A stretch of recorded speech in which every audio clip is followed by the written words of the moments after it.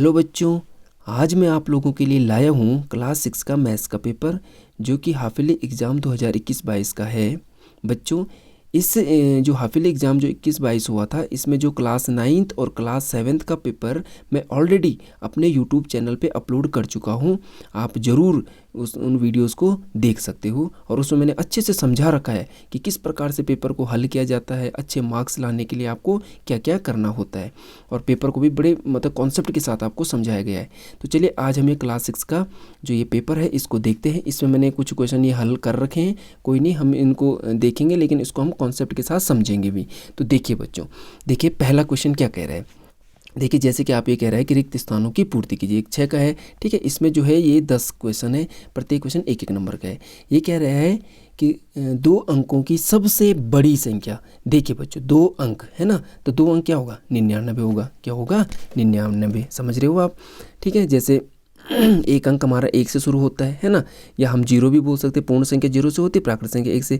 देखो आप, जैसे हम आगे बढ़ते तो हम कहाँ पहुँचते हैं, 9 पे पहुँचते हैं। कहाँ पहुँचते हैं, 9। ये सारे के सारे बेटा सिंगल डिजिट होते हैं, एक संख्या वाले अंक होते हैं, ठीक है। अब जैसे हम 9 के बाद 10 पे पहुँचते हैं, ठीक है, तो आप समझ सकते हैं 10 कैसे बनता है। 1 और 1 में क्या लग जाता है, जब 0 लग जाता है तब हमारा क्या बनता है, 10 बनता है।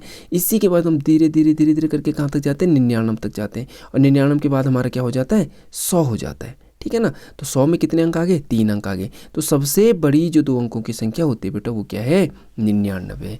ये हमारा क्या है, इसमें आंसर है, ठीक है। इसी प्रकार आपको पेपर में भरना चाहिए। जैसे इस प्रकार से लिखा है तो इसको आप क्या कर सकते हो, ऐसे भर के आप इसको कर सकते हो।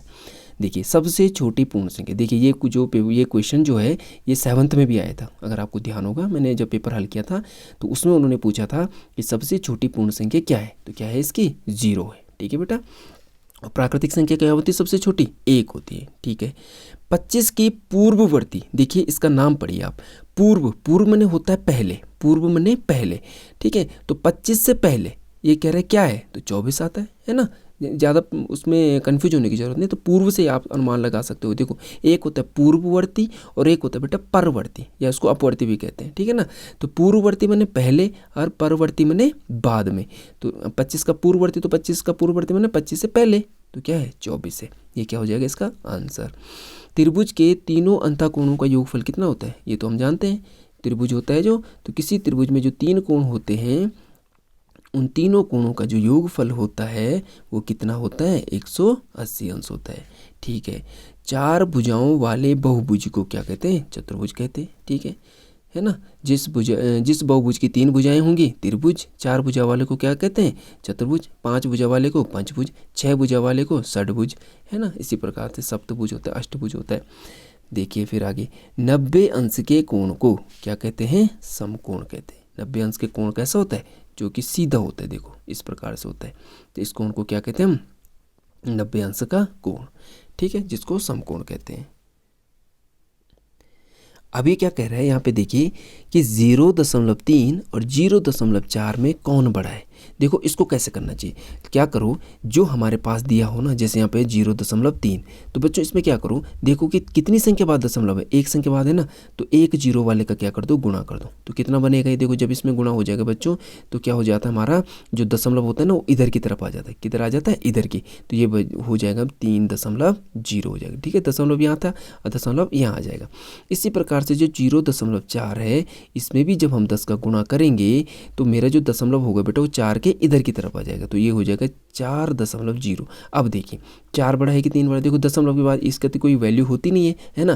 तो देखिए 3 बड़ा है कि 4 बड़ा, तो ऑटोमेटिक 4 बड़ा है। तो इसका मतलब इन दोनों में कौन सा बड़ा है, 0.4 क्या है, बड़ा है, ठीक है ना। इसको किस प्रकार से हल करता है ये भी मैंने यहाँ पे बता दिया आपको। देखिए एक रेखाखंड में अंत्य बिंदु होते हैं। देखो अंत्य माने अंतिम बिंदु, इसके कितने बिंदु होते हैं, देखो बेटा ये भी हमें समझना चाहिए। देखिए एक होती है बेटा, देखो अगर मैंने इसको सीधे मिला दिया, ये ऐसा, इसको कहते हैं बेटा रेखा। ये क्या होती है, रेखा। बहुत छोटी चीज़ है लेकिन हमें ये पता होनी चाहिए। रेखा हम कैसे पहचानेंगे कि रेखा है। रेखा क्या होती है कि रेखा का कोई अंत बिंदु नहीं होता बेटा। रेखा इधर की तरफ भी चिन्ह लगा होगा, कैसा, तीर का निशान यहाँ भी होगा, तीर का निशान यहाँ भी होगा। तो समझ लो ये क्या है, एक रेखा है। माने हम बोल सकते हैं कि रेखा जो होती है, रेखा को अनिश्चित रूप से हम दोनों तरफ से बढ़ा सकते हैं, ठीक है। तो इसको यहाँ भी बढ़ा सकते हैं, यहाँ भी बढ़ा सकते हैं, ठीक है। अगर मैं इसी का एक टुकड़ा लेता हूँ, मान लो मैंने यहाँ से यहाँ तक एक टुकड़ा लिया, ये से ये ले लिया मैंने, ये बिंदु, ठीक है ना, और इसका मैंने नाम ले दिया ए और बी। इसको कहते हैं बेटा रेखा, क्या कहते हैं, रेखाखंड। ये होता है हमारा रेखाखंड, हमेशा याद रखना। तो इसके कितने बिंदु हैं, इसको हम बढ़ा नहीं सकते हैं, देखिए ये ए और बी तक ही है, इसको ना हम इधर खींच सकते ना ही इधर। तो इसके जो अंतिम बिंदु, अंत्य बिंदु मैंने अंतिम बिंदु, तो इसके कितने बिंदु हैं, 2 बिंदु है। तो यही वो कह रहा है यहाँ पे, क्या कह रहा है ये, कि रेखाखंड में कितने अंत्य बिंदु होते हैं। तो रेखाखंड में कितने, रेखाखंड, खंड मैंने टुकड़ा, रेखा का टुकड़ा, तो इसमें कितने अंत्य बिंदु होते हैं, 2 होते हैं, ठीक है। ये भी आपको आ गया। त्रिभुज में कितनी भुजाएं होती, 3 भुजाएं होती। देखो बहुत ही अच्छा क्वेश्चन है, मतलब बहुत आसान आ रखा, देखा होगा आपने, बहुत ही आसान है ना। तो त्रिभुज में 3 भुजाएं। देखिए भिन्न में देखो अंश बताइए। अगर आपको याद होगा जो 7th का पेपर हमने हल किया था उसमें उसने हर पूछा था, है आपको ध्यान, हाँ उसमें हर पूछा था, तो हमने हर लिख दिया था। यहाँ क्या बोल रहा है, अंश, और अंश क्या होता है, जो ऊपर वाला होता है। तो अंश क्या है इसका, 3 है बच्चों। इसी प्रकार से हमने इसका पहला क्वेश्चन कंप्लीट कर दिया, ठीक है। अब देखिए प्रश्न नंबर 2, यहाँ पे क्या है, सत्य और असत्य चाटने, इसमें से बताने कि कौन सा सही है और कौन सा गलत है। चलिए देखिए पहला क्वेश्चन क्या कह रहा है, वृत्त का केंद्र सदैव वृत्त के अभ्यंतर में होता है। देखो बेटा पहले वृत्त हमें पता होना चाहिए, वृत्त क्या होता है, वृत्त एक ऐसा होता है, ठीक है, कैसे होता है, वृत्त ये होता है। अब देखो वृत्त का केंद्र होता है बेटा ये, जब आपने देखो, अगर आपको मैं बोलता हूँ कि वृत्त खींचे, तो हम क्या करते हैं, हम एक पेंसिल और एक प्रकार का प्रयोग करते हैं ना। तो यहाँ पे हम जैसे यहाँ पे हमने प्रकार रखते हैं, प्रकार की नोक, यहाँ हमने पेंसिल रख दिया, जिसको हम क्या लेते हैं, एक त्रिज्या लेके, और उस प्रकार से हम क्या करते हैं, एक वृत्त को बनाते हैं। तो बच्चों ध्यान रखना, जहाँ पे आपने वो प्रकार का नोक रखा है, ये तो पेंसिल यहाँ है, पेंसिल तो इसको बना रहा है, लेकिन जहाँ पे ये जो नोक होते हैं हमारे किसका, प्रकार का, इसी को कहते हैं वृत्त का केंद्र। यही क्या होता है, वृत्त का केंद्र। अब बताए, अब वृत्त का केंद्र कहाँ होता है, अभ्यंतर मैंने, अभ्य, देखो बेटा अभ्यंतर, इसका जो अगर अर्थ समझो तो अभ्यंतर मैंने अंदर, अभ्यंतर होता है क्या, अंदर। तो ये वृत्त के अंदर ही तो होगा, है कि नहीं भाई। वृत्त के बाहर से हम कैसे वृत्त को खींच सकते हैं, तो वृत्त को खींचने के, अगर वृत्त को खींचना है तो केंद्र तो बीच में ही होगा, अंदर होगा, है ना। तो वृत्त का केंद्र हमेशा कहाँ होता है, वृत्त के अभ्यंतर मैंने, सीधी सी बात, इसको समझ लो, अभ्यंतर मैंने इसका मतलब कहने का अंदर है, ठीक है, क्या है, अंदर। तो वृत्त का केंद्र हमेशा वृत्त के अंदर ही होता है, इसलिए हमारा आंसर क्या है, सही है, ठीक है। देखिए दूसरा क्वेश्चन ये क्या कह रहा है कि 9 एक अभाज्य संख्या है। देखिए बच्चों सबसे पहले हमें ये पता होना चाहिए कि अभाज्य संख्या क्या होती है, ये बहुत इंपॉर्टेंट है। अभाज्य संख्या क्या होती है, अभाज्य संख्या क्या होती है, वे संख्याएं जिनके केवल 2 गुणनखंड होते हैं, ठीक है। क्या लिख सकते हैं हम, वे संख्याएं जिनके केवल कितने होते हैं, 2 गुणनखंड होते हैं, ठीक है। कितने गुणनखंड होते हैं, मात्र 2 गुणनखंड होते हैं, ठीक है। या हम उनको बोलेंगे, या हम दूसरा हम ये बोल सकते हैं कि जिनमें, ठीक है, मैं पूरी परिभाषा नहीं लिख रहा हूँ क्योंकि समय ज़्यादा लग जाएगा, मैं सीधे यहाँ पे कॉन्सेप्ट लिख रहा हूँ। यहाँ पे देखो, जिनमें केवल एक और स्वयं का भाग जाता है। देखिए इतना साधारण भाषा में लिख दिया मैंने। क्या होगा, मतलब कोई ऐसी संख्या जिसमें या तो एक का भाग जा रहा है, देखो एक का तो सब में जाता है, ठीक है, एक का भाग, जैसे एक में एक, एक दूनी 2, एक 3, एक चौक जाए, एक का भाग तो सब में जाता है, एक, और या तो उसमें स्वयं का जा रहा होगा। इन दोनों के अलावा उनमें किसी भी और संख्या का भाग नहीं जाता है, उनको कहते हैं हम अभाज्य संख्या, ठीक है। और हमेशा याद रखना कि सबसे छोटी जो अभाज्य संख्या होती है बच्चों, देखिए सबसे छोटी जो अभाज्य संख्या होती है वो क्या होती है, 2 होती है। क्या होती है, 2। देख लो 2 में किसका भाग जा रहा है, एक का जाता है, एक दूनी 2, और दूसरा किसका जाता है, 2 का खुद का जाता है, इसके अलावा किसी का जाता नहीं। जो एक होते हैं ना, एक ना तो भाज्य है और ना ही अभाज्य, क्योंकि एक तो एक ही है इसमें, क्योंकि ये क्या कह रहे हैं, इसके बाद कम से कम 2 गुणनखंड होने चाहिए, है ना। तो इसका तो एक ही गुणनखंड है, इसलिए ये नहीं है। तो 2 है, 2 के बाद क्या होता है, जैसे क्या है, 3 है, 3 के बाद 5 है, इसी प्रकार से आगे होते हैं 7 वगैरह। अब ये क्या कह रहे हैं यहाँ पे, क्वेश्चन क्या है कि 9 एक अभाज्य संख्या। अब देखो बेटा 9 में किसका भाग, देखो एक का तो जाएगा, एक का भाग तो 9 में जाता है, 1 नंबर 9, 9 एकम 9 भी जाता है। क्या इनके अलावा कोई और संख्या जो 9 में भाग जाता है जिसका है, जो 9 से जो कोई और संख्या है जो विभाजित होती है जो 9 को विभाजित कर सकती है, मतलब क्या है, 3 है। समझ में आया, क्या है, 3 है कि नहीं है। 3 तियाँ 3 गुणा के 3, 3 तियाँ 9, तो 3 भी एक संख्या और है जिसका भाग 9 में जाता है। इसलिए 9 क्या है, एक विषम संख्या तो है, 9 क्या है, एक विषम संख्या है, लेकिन अभाज्य नहीं है, क्योंकि 9 के कितने गुणनखंड होते हैं, 3, 1, 3 और 9 स्वयं, ठीक है ना। तो इसलिए हम बोलेंगे कि 9 एक अभाज्य संख्या नहीं है। देखिए यहाँ पे मैंने क्या लगा था, गलत का चिन्ह। पूरक कोणों का योगफल 90 अंश होते हैं। बेटा पूरक कोण क्या होते हैं, पूरक कोण। मान लो एक कोण है ए, ठीक है, दूसरा कोण है बी, ठीक है, किसी त्रिभुज में या कहीं पे भी 2 कोण है, और अगर इन दोनों को जोड़ा जाता है और इनको जोड़ने पे क्या आता है, 90 अंश आता है, ठीक है। क्या बोला, अगर किन्हीं 2 कोणों का योगफल क्या हो, 90 अंश हो, तो उन कोणों को हम क्या कहेंगे, पूरक कोण। क्या है ये, पूरक, क्योंकि ये दोनों मिलके क्या बना रहे, 90 अंश बना रहे, ठीक है। तो ये कह रहा है कि पूरक कोणों का योगफल 90 अंश होता है। हाँ ठीक है, यही सही है, क्लियर है।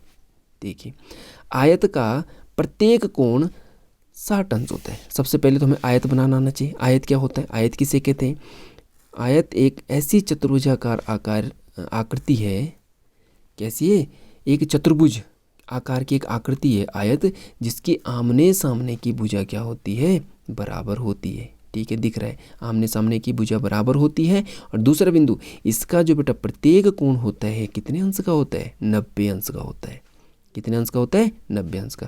और यहाँ पे देखिए ये क्या कह रहे हैं कि आयत का प्रत्येक कोण 60 अंश का होता है, तो इसका मतलब ये क्या कह रहा है, गलत कह रहा है, तो हमने लिख दिया गलत है भाई।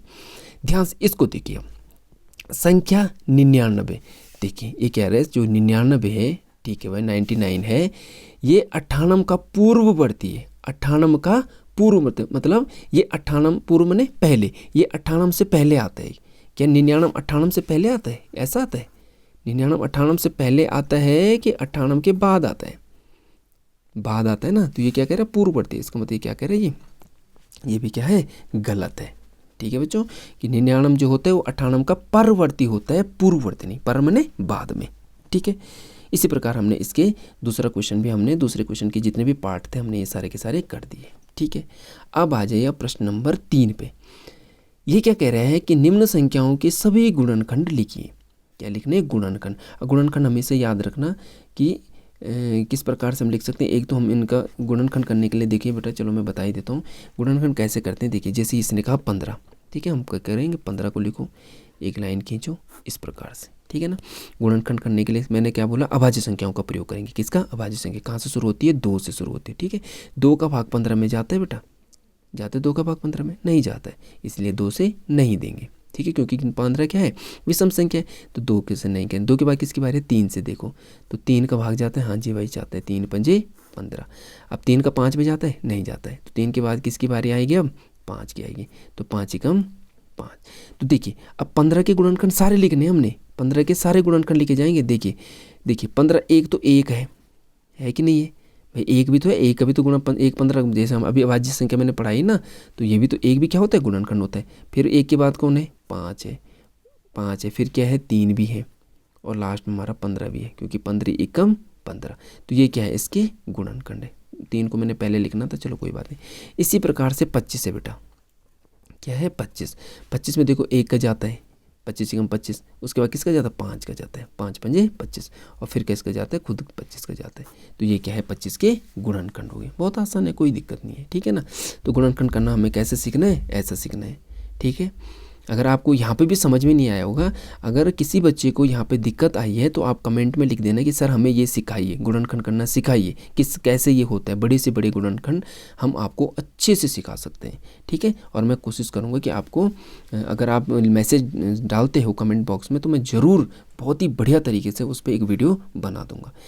तो आगे देखिए, इसमें खा क्या कह रहे हैं, संख्या 5 और 8 के प्रथम 5 गुणज। गुणज में नहीं होता है बेटा पहाड़ा, बहुत ही आसान भाषा में याद रखना, गुणज मने पहाड़ा, ठीक है ना। इसको कहते हैं मल्टीपल, इंग्लिश में कहते हैं मल्टीपल। तो ये कह रहा है 5 और 8 के पहाड़ा लिखिए। देखो ना कितना बढ़िया क्वेश्चन है, 5 और 8 के, लेकिन कहाँ तक लिखने, प्रथम 5 लिखने, ये भी बता रहे हैं कि कहाँ तक लिखना, प्रथम 5। तो हम लिख सकते हैं भाई, अब हमको पता ही है 5 का पहाड़ लिखेंगे हम, 5 एकम 5 लिख दिया, फिर 5 दूनी 10, 5 तियाँ 15, 5 चक्कू 20, 5 पंजे 25, इतना ही लिखना है। इसने कहा ना प्रथम 5 लिखने, तो इतने लिखेंगे। और इसी प्रकार हम किसका लिख सकते हैं बच्चों, किसका लिखेंगे यहाँ पे 8 का लिखेंगे।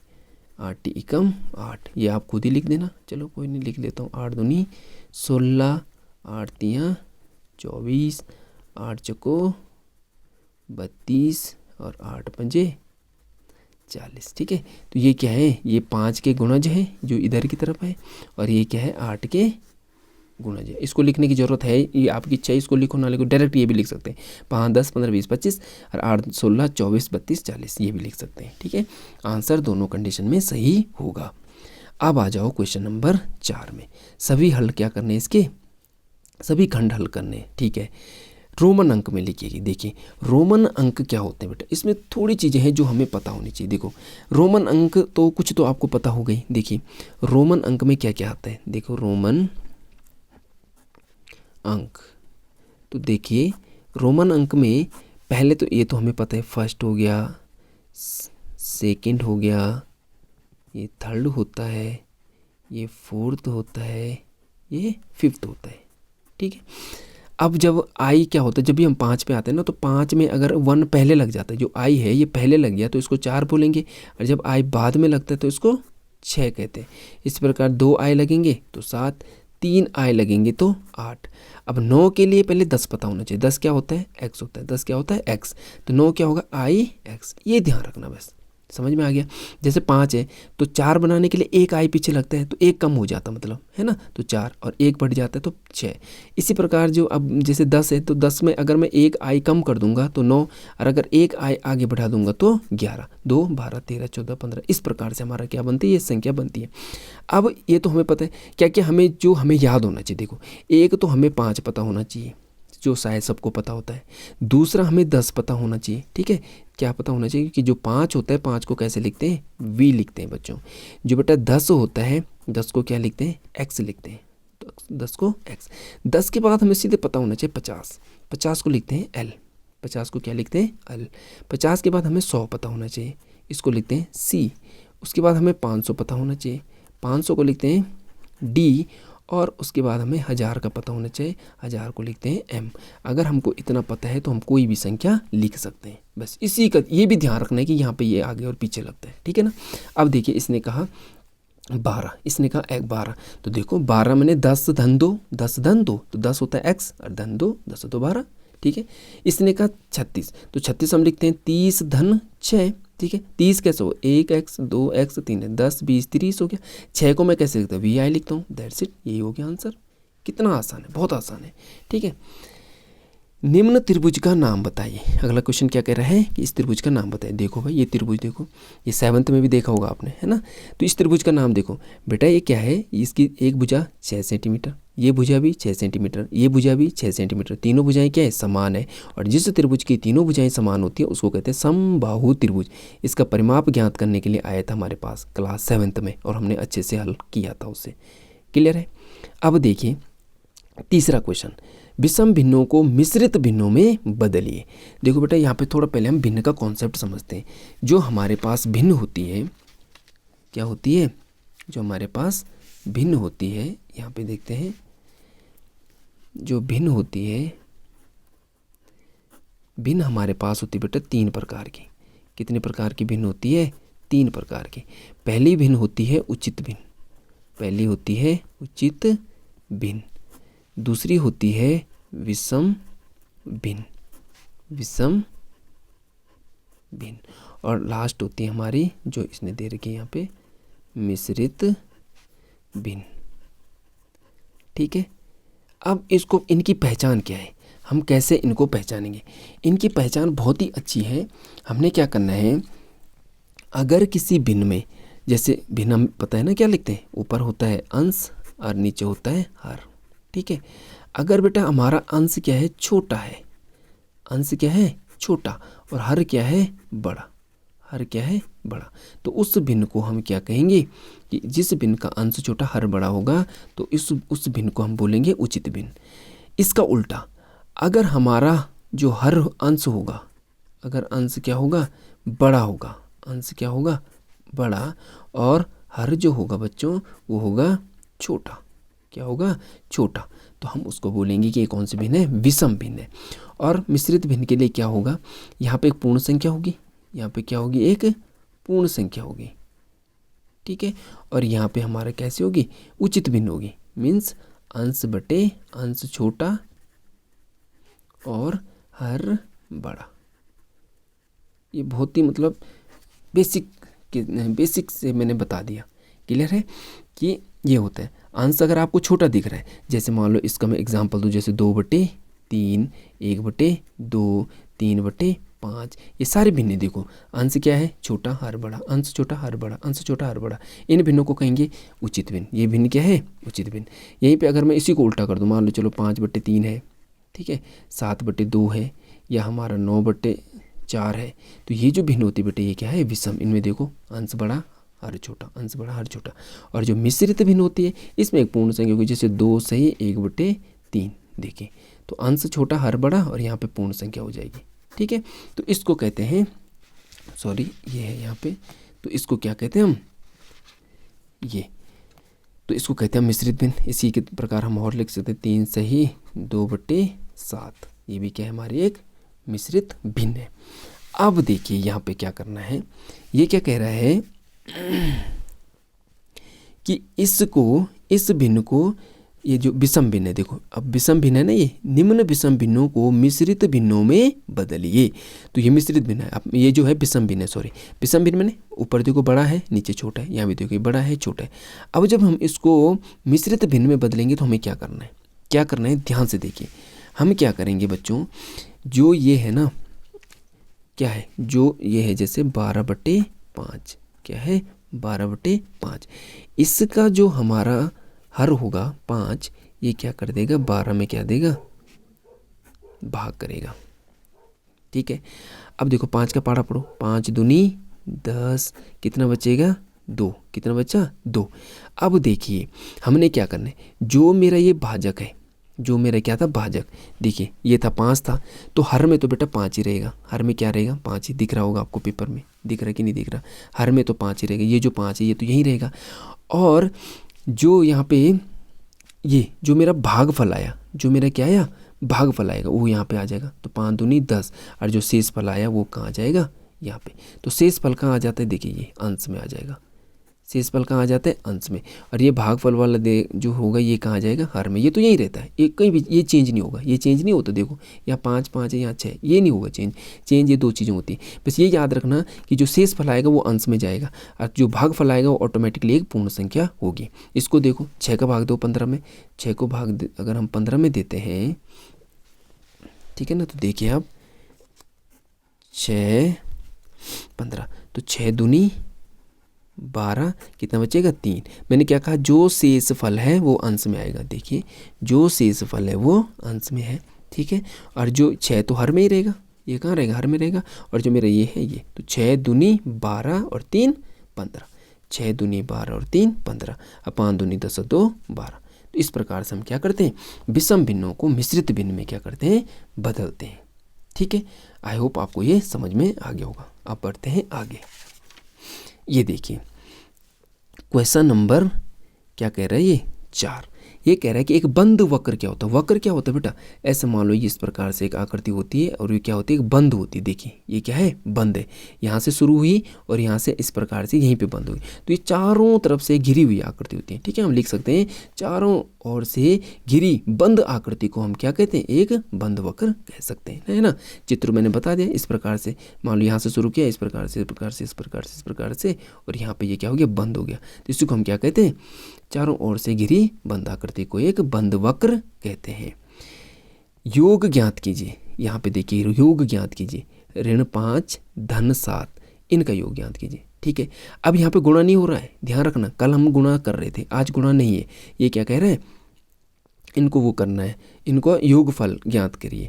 देखिए बच्चों अब योगफल ज्ञात करना है। इसने भले बोला योग है, लेकिन क्या योग हो रहा है? ये तो हम डिसाइड करेंगे ना, योग हो रहा है या ये अंतर हो रहा है, ये घट रहे हैं। तो मैंने क्या बोला था कि समान चिन्ह जुड़ते हैं, विपरीत चिन्ह घटते हैं। समान चिन्ह जुड़ते हैं, विपरीत चिन्ह घटते हैं। तो मैंने देखा 7 पे कौन सा चिन्ह है भाई? धन का, 5 पे कौन सा चिन्ह है, ऋण का। तो क्या ये जुड़ेंगे, ये नहीं जुड़ेंगे। भले ये इसको बोलने दो आप, ये जो बोल रहा है इसको छोड़ो, क्या ये जुड़ रहे हैं, नहीं जुड़ रहे हैं, ये तो घट रहे हैं। तो 7 में से 5 क्या आ जाएगा, 2। ठीक है, चिन्ह किसका आएगा, जो बड़ा है। देखो 7 पे कौन सा चिन्ह है, धन का, तो जब 7 में से 5 जाएगा तो धन का 2 बचेगा, और ये हमारा क्या है, आंसर है। ठीक है, चलिए अब इसका क्वेश्चन नंबर 5 क्या कह रहा है, पहला पार्ट क्या कह रहा है, हल कीजिए। हल क्या करना है, ये तो एक भिन्न है, क्या है ये, एक भिन्न है। और भिन्न भी किस प्रकार के, भिन्नों का योग भी कई प्रकार से होता है। अब इसमें सबसे बढ़िया बात क्या है कि इसमें जो हर दिया है ना बच्चों, ये समान है ना। और जब हर समान होता है तो भिन्न का योग करना या घटाना बहुत आसान हो जाता है। क्यों, क्योंकि हम क्या करते हैं, जो हर होता है उसको ऐसे लिख देते हैं, यहाँ भी 3 यहाँ भी 3, तो एक ही बार लिख लो, है ना। अब क्या करेंगे, जो अंश है उनको जो हो रहा है उनका वैसे कर दो। चलो एक स्टेप में यहाँ पे करता हूँ, क्या कर दिया, जो हर है वो तो ऐसे ही आ जाएंगे, और अंश में यहाँ पे क्या है 2, इसको लिख दो, बीच में धन का चिन्ह है ये भी लगा दो, फिर यहाँ क्या है 4 है। ठीक है, मीन्स ये समझो कि इनके अलग अलग छत थे या अलग अलग घर थे, इन घरों को हमने क्या कर दिया, एक कर दिया। तो 3 नीचे आ गया, और इन 2 धन 4 को ऐसे लिख दिया, तो कितना हो जाएगा, 4 और 2 6/3, यही आ रखा है यहाँ पे। और ये 3 जो है 6 को काटेगा, कितना आ जाएगा, 2। ठीक है, देखिए सही स्थान पर अल्प विराम, देखिए एक होता है विराम, एक होता है पूर्ण विराम। पूर्ण विराम क्या है, ये है, इसको पूर्ण विराम है, इसको आगे नहीं बढ़ा रखा है ना इसने, पूर्ण विराम है जब हम पूरा आराम लेते हैं। और अल्प विराम होता है जब हम छोटा छोटा आराम लेते हैं, जैसे कॉमा, जिसको हम इंग्लिश में कहते हैं कॉमा। तो ये देखो 73 लाख, तो यहाँ पे हल्का सा कॉमा ले लिया है ना, अल्प विराम। 75,000, यहाँ पे हल्का सा कॉमा। 307, यही करना था, इसमें सिर्फ कॉमा लगाना था, एक कॉमा यहाँ पे लगाना था, एक कॉमा, अल्प विराम का मतलब एक कॉमा यहाँ पे, एक कॉमा यहाँ पे, दैट्स इट। ठीक है, तीसरा क्या कह रहे हैं, निम्न संख्याओं को अवरोही क्रम में लिखिए। देखो बेटा, आरोही क्रम होता है इंक्रीजिंग टर्म, और एक होता है डिक्रीजिंग। इंक्रीजिंग मैंने छोटे से बड़ा, बढ़ते हुए क्रम में, और ये क्या होता है, और अवरोही क्या होता है, डिक्रीजिंग मैंने घटता क्रम। तो ये संख्या दी थी इन्होंने, ये देखिए 2 8 7 और 4, ये संख्या थी 2 8 7 4। तो इनको कैसे लिखना, अवरोही मैंने डिक्रीजिंग में, घटते क्रम में। तो घटते मैंने सबसे पहले क्या आएगा, सबसे बड़ा, तो सबसे बड़ा क्या है इसमें 8 है, तो देखो सबसे पहले 8, फिर क्या है 7 है, 7 फिर 4 और फिर 2, लिख तो दिया। ठीक है, तो हम लिखते हैं आरोही क्रम, और 8 7 4 2, ये क्या है, आंसर है। ठीक है भाई, 15 से छोटी सभी अभाज्य संख्याएं, देखो मैंने अभी अभाज्य संख्याएं आपको बताई थी। अभाज्य संख्याएं क्या होती है, जो सिर्फ स्वयं और 1 से विभाजित होती है, वही क्या है, अभाज्य संख्याएं। अब कौन थी सबसे छोटी, क्या थी, 2, 2 के बाद है बेटा 3, 3 के बाद है 5, 5 के बाद है 7, 7 के बाद है 11, बीच में क्या था 9, 9 नहीं है। ठीक है ना, 9 अभी हमने बता दिया था 9 नहीं है, क्योंकि 9 क्यों नहीं थे, क्योंकि उसमें 3 का भाग जा रहा था, और 11 के बाद 13। तो ये क्या कह रहा है, 15 से सभी की सभी, 15 से छोटी, तो 15 से छोटी इतनी संख्याएं हैं जो कि अभाज्य हैं, 2 3 5 7 11 13। ठीक है, ये भी आपको आ गया होगा।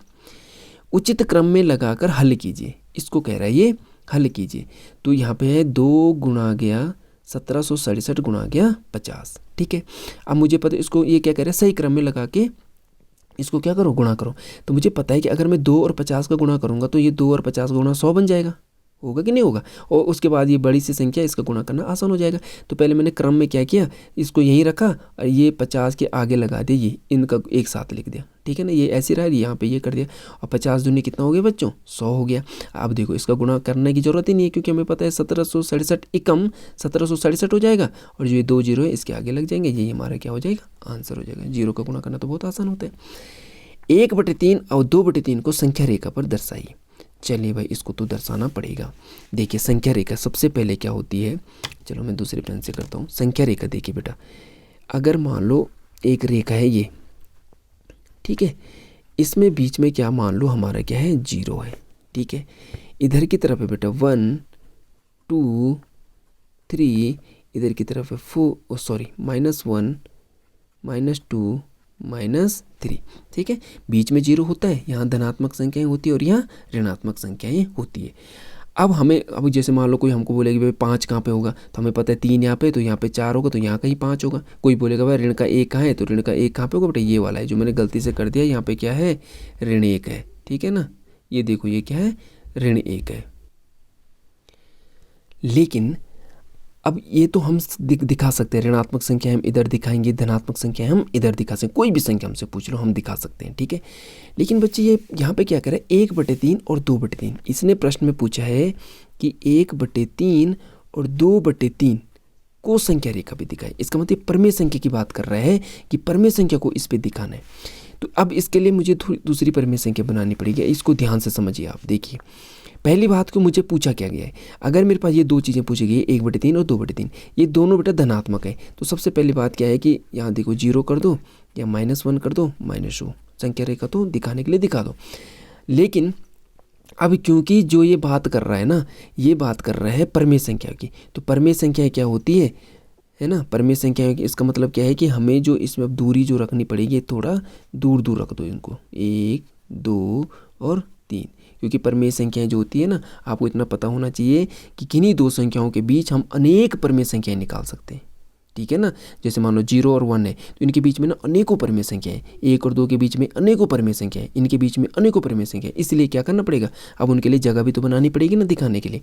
ठीक है, अब देखिए जब हम यहाँ पे मेरा 1 आ गया, यहाँ पे 2 आ गया, यहाँ पे 3 आ गया, कोई दिक्कत नहीं, इसमें से डिस्टेंस बता दी मैंने, बाकी संख्या रेखा तो सेम है। ठीक है, अब ये कह रहा है 1/3, हमको क्या करना है, ध्यान से समझिए आप क्या करना है, आप फोकस करना इसके हर पर। ये क्वेश्चन हो, कोई भी क्वेश्चन हो, आप क्या देखोगे, उसका हर देखोगे।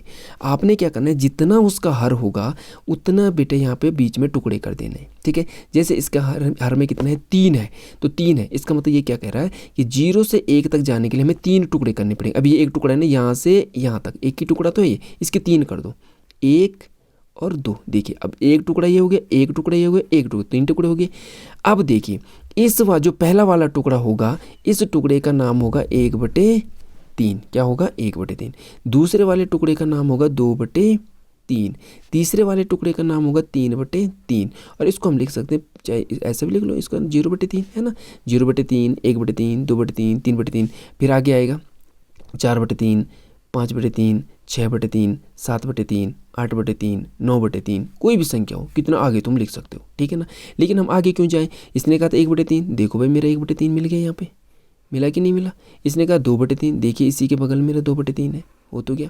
और 3/3 देखो आप क्या कर रहा है यहाँ पे, ये 3/3 का मतलब अगर 3 से 3 काटेंगे तो 1 आ रहा, इसका मतलब हम सही जा रहे हैं। अगर देखो बेटा, अगर मैं इसके 3 के बाद क्या आएगा, 4/3, फिर आ गया 5/3 और फिर आएगा यहाँ पे 6/3। तो जो मेरी 6/3 है बेटा, तो ये 3 जो है इस 6 को काट के 2 ही तो आ रहा, समझ रहे हो ना। तो इसका मतलब हम जो जा रहे हैं सही जा रहे हैं, लेकिन हमारा आंसर क्या है, यही हमारा क्या है बेटा, आंसर है। तो इस प्रकार से हम क्या दिखाएंगे, किसी भी परमेय संख्या को संख्या रेखा भी दिखाने के लिए किस पे फोकस करना है आपने, उसके हर पे।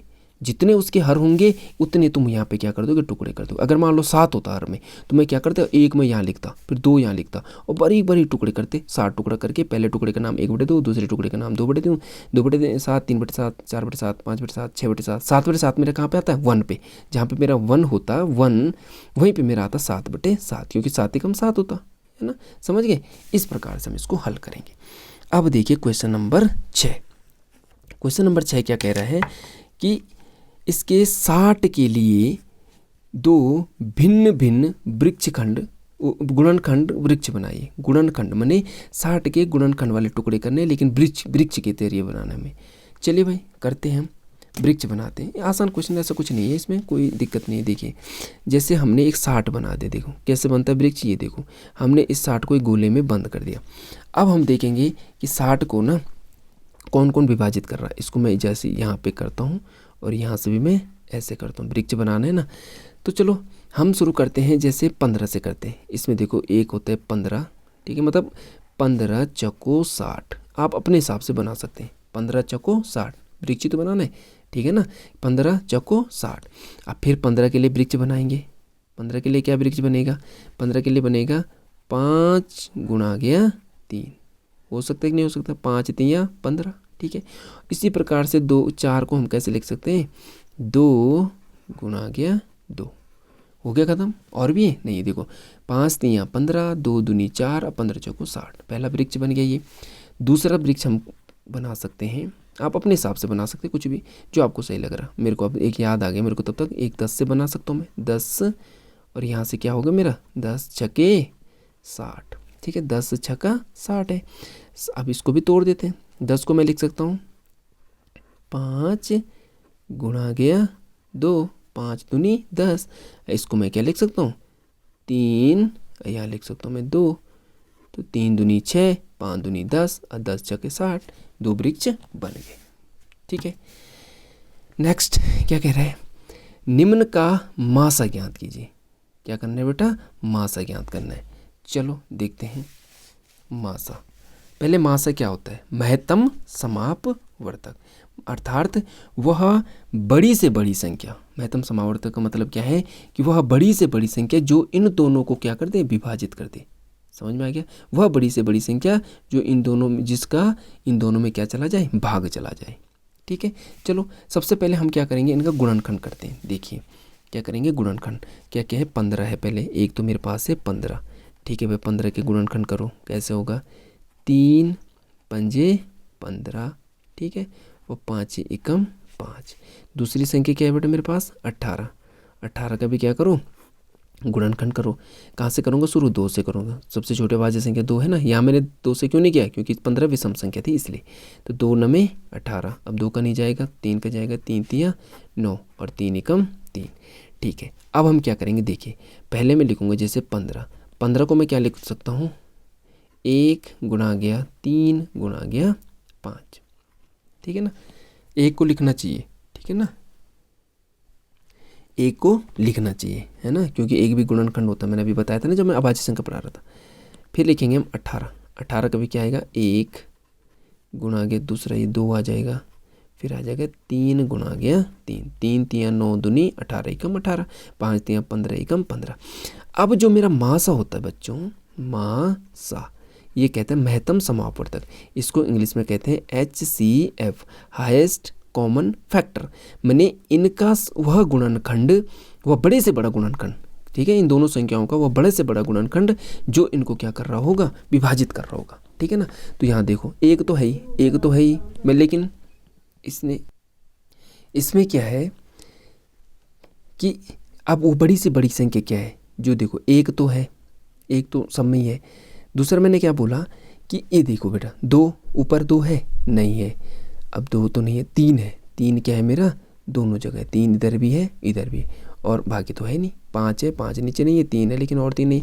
तो अर्थात हम बोल सकते हैं 3 क्या है, इनका मासा है, क्योंकि 3 क्या है, दोनों जगह है। तो 3 एक ऐसी संख्या है, बड़ी से बड़ी, और बड़ी है कोई नहीं है, 3 वो बड़ी संख्या है जो इन दोनों को क्या कर सकती है, विभाजित कर सकती है। अतः हमारा 3 इसका क्या होगा, मासा होगा।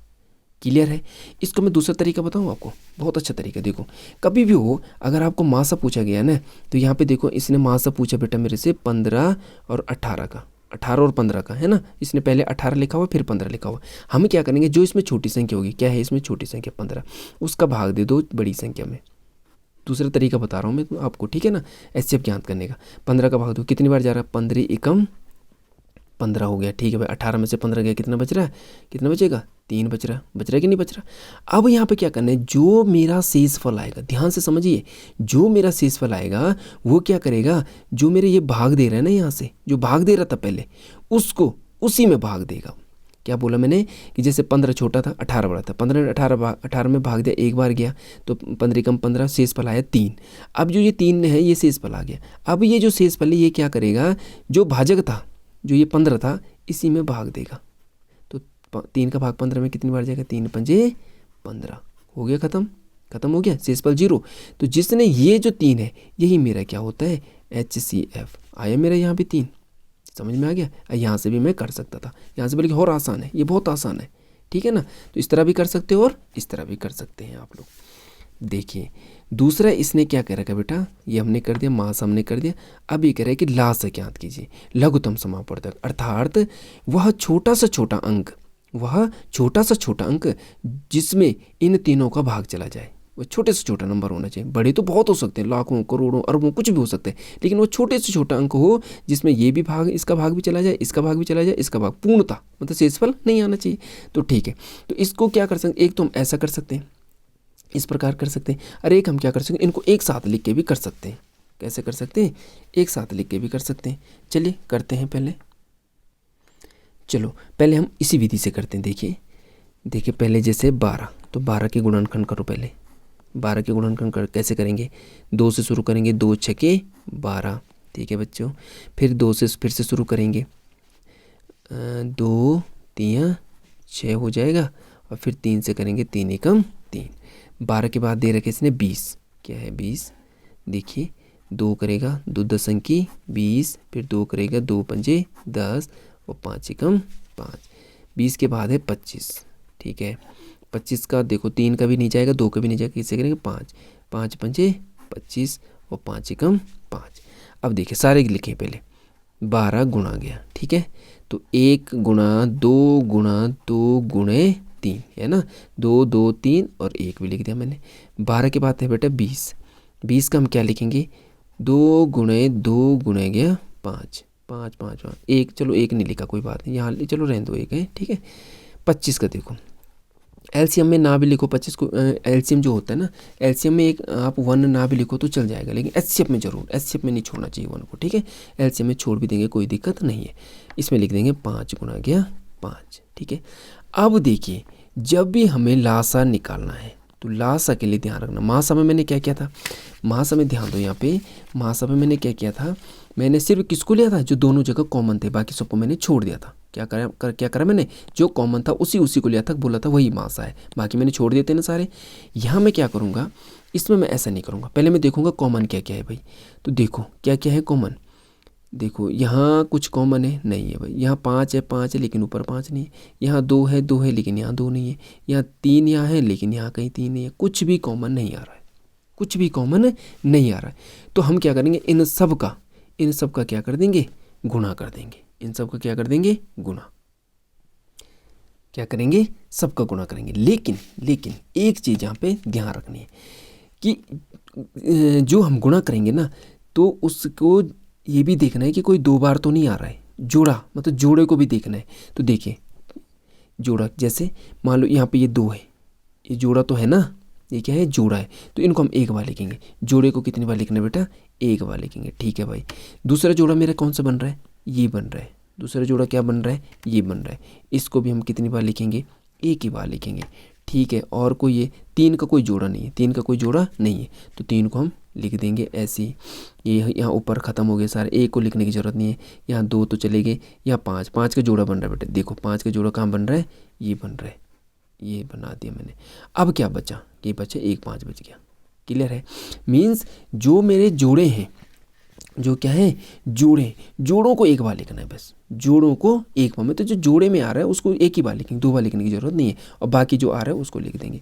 अब इनका गुणा कर दो, 2 दूनी 4, 4 तियाँ 12, 12 पंजे 60 और 60 पंजे 6 पंजे 30, 60 300, ठीक है। तो 301 वह छोटा सा छोटा नंबर है जिसमें 12 का भाग भी चले जाएगा पूरा पूरा, 20 का भी जाएगा पूरा पूरा और 25 का भी जाएगा पूरा पूरा, ठीक है। अब इसका दूसरे तरीके, जिस प्रकार मैंने इसको बताया इसी प्रकार से अगर हम चाहें तो इसको दूसरा कैसे कर सकते हैं, देखिए हम क्या करेंगे, देखिए 12 20 और 25 एक साथ लिखिए और एक लंबी सी लाइन खींचिए, इनका एक साथ गुणनखंड करें एक साथ। शुरुआत किससे करेंगे 2 से, 2 छक्के 12, ये 2 दशंकी 20, 25 में जाता नहीं तो रहने दीजिए, ठीक है भाई। फिर 2 की बारी आएगी, 2 तियाँ 6, 2 पंजे 10, 25 में जाता नहीं ऐसे रहने दो, ठीक है। 2 के बाद अब 2 का इनमें जाएगा नहीं क्योंकि ये विषम है, तो 2 के बाद किसकी बारी आएगी 3, तो 3 ही कम 3, इसमें भी नहीं जाता, 25 में भी नहीं जाता, कोई बात नहीं छोड़ दो।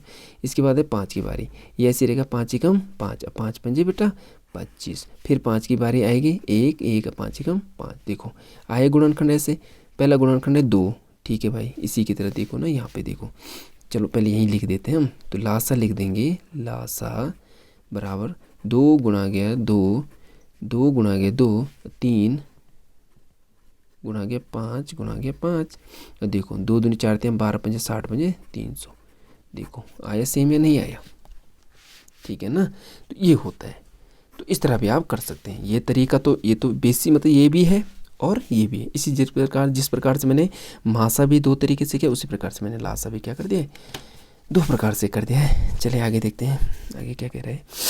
ये एक आकृति दे रखी है इन्होंने, ठीक है।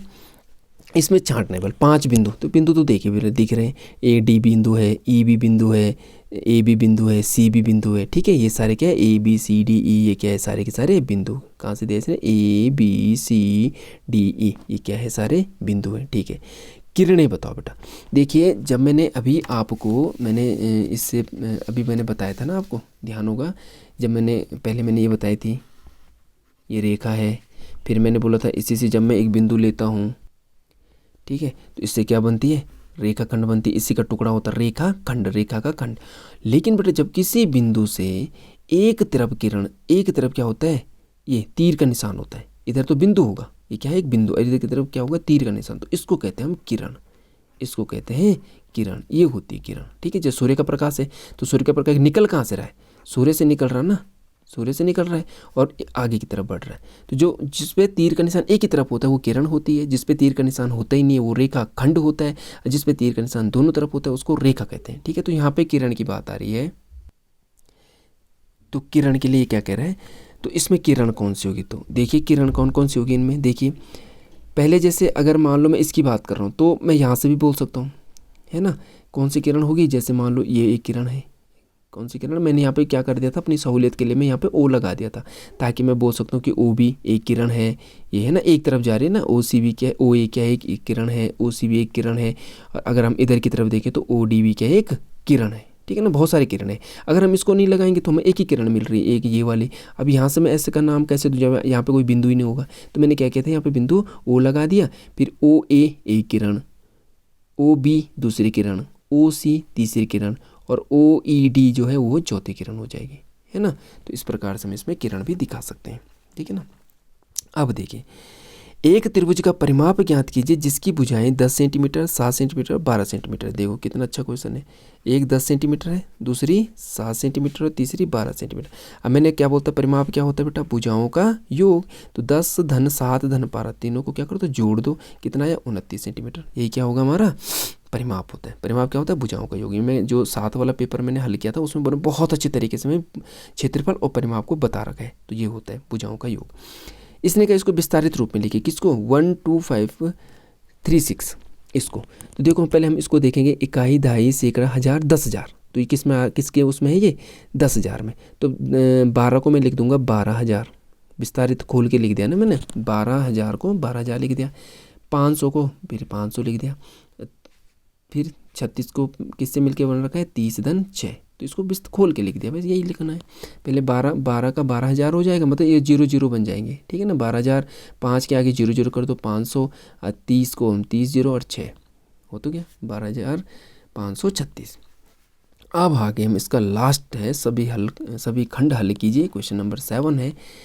ये क्या कह रहा है, रेणु 75 किलोग्राम और 69 किलोग्राम भारों वाले 2 खाद की बोरियां खरीदती है। रेणु एक लड़की है, वो जाती है बाजार और वो 2 खाद की बोरियां लाते हैं। खाद क्या होता है बेटा, जो हम क्या करते हैं, जो हम अपने खेतों में डालते हैं, जिससे हमारी फसल क्या होती है, अच्छी होती है। तो उसने क्या किया, 2 कट्टे लिए, एक तो 45 किलो का था और एक 69 किलो का था। अब उसने क्या किया, भार खरीदती है, भार के उस बट्टे का अधिकतम मान ज्ञात कीजिए जो दोनों बोरियों के भारों को पूरा पूरा माप ले। मतलब अब हमें ऐसा बाट होता है ना, जो बाट जो हम किसी चीज़ को तोड़ने के लिए प्रयोग करते हैं ना, तो अगर अब हमें ऐसा बाट बताइए कि जो इन दोनों को तोड़ दे, तोल दे, सॉरी क्या कर दे, तोलने का काम, इन दोनों को तोल दे। अब आप बताइए कि अगर मुझे इन दोनों को लिए तोलना है तो क्या मुझे इनसे ऊपर का बाट चाहिए कि छोटा चाहिए, क्या चाहिए, छोटा बाट चाहिए होगा। और जब भी हम छोटा बाट करते हैं तो उसके लिए हमें, जब भी छोटे की बात आती है ना बेटा, तो हमें मासा निकालना पड़ता है। और मास हमने अभी निकाला था, आपको पता है क्या करेंगे, मासा निकालते हैं। तो मासा निकालने के लिए क्या है, क्या करेंगे, इनके गुणनखंड करेंगे। दो तरीके से मैंने बताया था, किसी भी तरीके से कर दो, या तो क्या कर दो, इसका भाग इसमें दे दो, जो छोटा है उसका भाग दे दो। और अगर ऐसा नहीं हो रहा है तो क्या कर दो, वही है जो गुणनखंड हम करते हैं। अब मासा निकालेंगे, मासा मतलब वो छोटे से छोटा नहीं, वो बड़े से बड़ा नंबर होगा जो इन दोनों को जो तोल सकता है, ठीक है ना। हम कोशिश तो ये करें कि हमें बड़े से बड़ा बाट मिले, होगा तो इन दोनों, जैसे 5 किलो, 10 किलो, 11, 12, 15, तो बड़े से बड़ा हम देखेंगे कि जो इन दोनों को तोल सके, जिससे हम जल्दी से जल्दी हम तोल सकें। चलिए हम इसका मासा निकालते हैं। तो देखिए पहले हम लिखेंगे इसका 75 का वो निकाल देते हैं, हम गुणनखंड निकालते हैं, ठीक है ना। तो 75 का गुणनखंड क्या है, देखिए कहाँ से शुरू करेंगे, 2 का तो जाएगा नहीं क्योंकि विषम संख्या है, ठीक है ना। तो हम किससे शुरू करेंगे, फिर 2 से नहीं जा रहा तो हम शुरू करेंगे बेटा 3 से। 3 का जाएगा इसमें, 3 दूनी 6, हाँ 3 दूनी 6, एक हाँ 3 से जाएगा, ठीक है। तो 3 दूनी हो जाएगा 6, बचेगा 1 और 3 पंजे 15, 25 से 75 हो जाता है, ठीक है। 3 का अब जाएगा नहीं, अब किसका जाएगा, 5 का। तो 5 पंजे 25 हो जाएगा, फिर 5 ही कम 5, ठीक है। दूसरा क्या है 69, दूसरा क्या है 69 है, 69 में किससे 3 से करते हैं, 3 दूनी 6 और 3 तियां 9, 23 तियां 69। अब देखो 23 अपने आप में क्या है, एक अभाज्य संख्या है। 23 क्या है, एक अभाज्य संख्या है, तो 23 में किसी का भाग नहीं जाता, तो 23 खुद ही को विभाजित करेगा, 23 एकम 23। अब देखिए 75 का मैं क्या लिखूंगा, 1, मैंने क्या बोला था, मासा में 1 लिखना चाहिए, इंटू 3 इंटू 5 इंटू 5, ये इसके गुणनखंड है। और 69 में भी हम क्या कर देंगे, पहले 1 लिखेंगे और फिर 3 इंटू 23। ठीक है, अब क्या करना है, जो कॉमन है, क्या है जो इन दोनों में कॉमन है, तो एक तो है ही कॉमन, ओह सॉरी यहाँ पे बराबर आएगा, एक तो है ही, एक के अलावा क्या है, यहाँ 3 है। क्या 3 के अलावा कोई और संख्या है जो इन दोनों में उभयनिष्ठ हो, कॉमन हो, नहीं है, तो अतः हम बोल सकते हैं 3 क्या है, इसका मासा है। और इसी प्रकार हम इसका जवाब देंगे कि अतः क्या होगा, 3 किलो का बाट होगा, 3 किलो का क्या है, वह बाट है जो इन दोनों बोरियों को पूरा पूरा नाप सकता है। क्लियर है, तो क्या होगा, वो 3 किलो का वह बाट है। देखो अधिकतम बोला ना इसने, HCF हाईएस्ट कॉमन फैक्टर, तो अधिकतम ज़्यादा से बड़े से बड़ा, मतलब बड़े से बड़ा होना चाहिए ना। अब देखो 3 का है, अगर थोड़ा बड़ा बाट होता है, मान लो 23 किलो का बाट हो जाता तो हम 2-3 बार में इसको ख़त्म कर देते। अब 3 बाट में तोड़ने में टाइम भी तो लगेगा, ठीक है ना, तो इसलिए हम चाह रहे थे कि बड़े से बड़ा बाट हो, लेकिन कोई है ही नहीं कि जो इन दोनों को तोड़ सके ऐसा बड़ा, तो सबसे बड़ा क्या है, 3 ही है। 3 ही एक ऐसा बाट है जो इन दोनों को क्या कर सकता है, तोड़ सकता है। ठीक है, चलिए ये भी हमारा क्या हो गया, पूरा हो गया। ये देखिए शेखर कोई लड़का है, टेस्ट मैचों में इतने रन बना चुका है, 6980 रन बना चुका है, उसको 10,000 रन पूरे करने के लिए कितने रनों की आवश्यकता है। ठीक है ना, शेखर, देखिए प्रश्न को समझिए। शेखर है एक लड़का, उसने अपने टेस्ट मैचों में जितने भी मैच उसने खेले वो टोटल इतने रन बना चुका है। अब वो चाहता है कि वो 10,000 पूरे करे, तो 10,000 पूरे करने के लिए उसे कितने रन और चाहिए, तो हम क्या कर सकते हैं, 10,000 में से इसको घटा देंगे, है कि नहीं है, 10,000 में से क्या कर देंगे, इसको घटा देंगे। देखिए 10,000 में से इसको घटा दिया, कितना है ये, अतः हम कह सकते हैं कि शेखर को 3020 रनों की आवश्यकता है। ठीक है ना, 10,000 रन पूरे करने के लिए शेखर को 3020 रन की आवश्यकता है। क्लियर है बेटा, तो इसको हम अब डायरेक्ट भी कर सकते हो या लिखने के लिए अब लिख सकते हो। ठीक है, क्या लिख सकते हैं कि शेखर द्वारा बनाए गए रन बराबर 6,980। ठीक है, शेखर को आवश्यक रनों, शेखर को 10,000 रन पूरे करने के लिए बराबर हम कर देंगे 10,000 माइनस ये इतना आ जाएगा, इतने रनों की आवश्यकता है। लिखने के लिए आप कुछ भी लिख दो, पर कुल मिला के हमें क्या करना है, जो बड़ी संख्या है उसमें से छोटे को घटा देना है, जो प्राप्त होगा वही हमें आवश्यकता है, बात खत्म। ठीक है, ये क्वेश्चन अच्छा क्वेश्चन है, लास्ट क्वेश्चन है और बहुत अच्छा क्वेश्चन है, कई बार आता है ये पेपरों में। ये नंबर दे रखे हैं इन्होंने, ये क्या कर रखे हैं, नंबर दे रखे हैं 62743, कॉमा इनके बीच में, ठीक है, अलग अलग है। इनसे बनने वाली सबसे बड़ी और सबसे छोटी संख्या का अंतर मैंने घटाना ज्ञात कीजिए।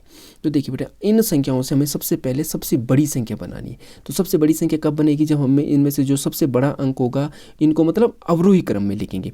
पहले हम अवरोही क्रम में लिखेंगे तो सबसे बड़ी संख्या बनेगी, फिर आरोही क्रम में लिखेंगे तो सबसे छोटी संख्या। तो अवरोही क्रम में लिखने पर सबसे पहले आएगा 7, फिर आएगा 6 के बाद आएगा 4, फिर आएगा 3 और फिर आएगा 2। ये तो आ गया अवरोही क्रम। आरोही क्रम इसी का उल्टा, सबसे पहले 2, फिर 3, फिर 4, फिर 6 और फिर 7। ठीक है, ये हो गया इसका। हम यहाँ पे चाहे तो हम यहाँ पे लिख सकते हैं, ये क्या है, अवरोही क्रम। ये क्या है इसका, अवरोही क्रम। ठीक है, नंबरों का। और ये है बेटा आरोही क्रम। ठीक, अब जब हमने इन दोनों को लिखा, इसमें से इसको क्या कर देंगे, घटा देंगे। घटाने के बाद हमारे पास ये आ गया। तो ये तो इसने बोला था कि इनको क्या करिए, पहले सबसे बड़ी संख्या फिर सबसे छोटी संख्या और उसको क्या कर दिए, इनका अंतर ज्ञात करिए। और अंतर ज्ञात करने के हमारे पास ये आंसर आ रहा है। और इसी के साथ बच्चों हमने आज ये जो क्लास 6 का जो पेपर था इसको भी हमने पूरी तरह से अच्छे से कॉन्सेप्ट के साथ समझते हुए इसको भी हमने हल कर दिया है। और मुझे उम्मीद है कि आपको बहुत ही मज़ा आ रहा होगा वीडियो को देखने में, क्योंकि हम हर कॉन्सेप्ट को बड़े अच्छे से पढ़ रहे हैं। और मुझे उम्मीद है कि आपको वीडियो पसंद आ रही होगी। और बच्चों, अगर आपको वीडियो पसंद आ रही है तो कृपया करके मेरे चैनल को सब्सक्राइब करिए, मेरी वीडियोस को लाइक और शेयर करें। ठीक है, तभी और इसी प्रकार तभी जाके हम आपके लिए और अच्छी वीडियो बना पाएंगे। जब आप कमेंट में लिखेंगे, आपकी जो क्वेरीज होगी, जो दिक्कतें आपको होगी, आप कमेंट में लिखेंगे तो हम उसको और अच्छे से अपने स्तर से जितना हो सके उनको और अच्छा अपनी वीडियो में कर सकते हैं। तो आई होप आपको अच्छा लगा होगा। और अब हम आर्ट का भी इसके बाद में क्लास 8th का पेपर हल करने वाला हूँ। तो बने रहें मेरे यूट्यूब चैनल पर। धन्यवाद।